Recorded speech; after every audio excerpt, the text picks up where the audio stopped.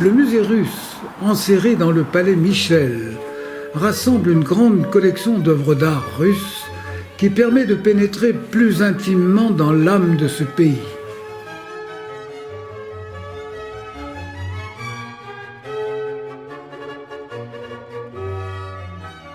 C'est Alexandre III qui fut l'initiateur de ce musée, mais c'est bien son fils Nicolas II qui décide d'y installer le futur musée russe, en y incorporant des œuvres d'art appartenant à la famille impériale.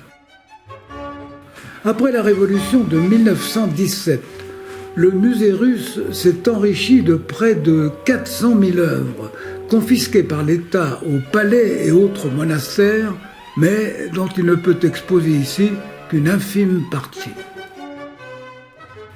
À l'étage du palais, on retrouve les icônes qui ont fait la renommée de la Russie entre les XIIe et XVIIe siècles. La légende concernant les premières icônes fait remonter cet art sacré à l'époque des apôtres. Et c'est dans les catacombes romaines que sont apparues les premières œuvres chrétiennes.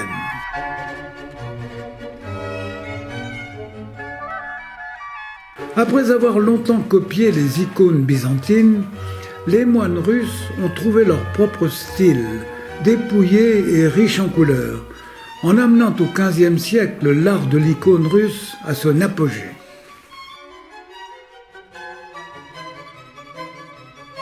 À l'époque, la seule peinture russe se limitait aux icônes. Durant le règne de Pierre le Grand, les artistes imitèrent la peinture de l'Europe de l'Ouest, en débutant avec l'art du portrait.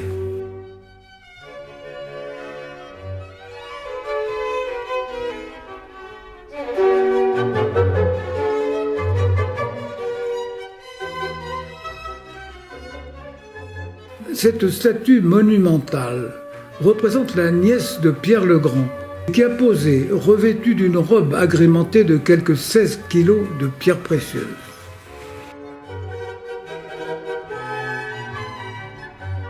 Cette pièce, appelée la salle blanche, était utilisée pour les réceptions avec les élites culturelles de Saint-Pétersbourg.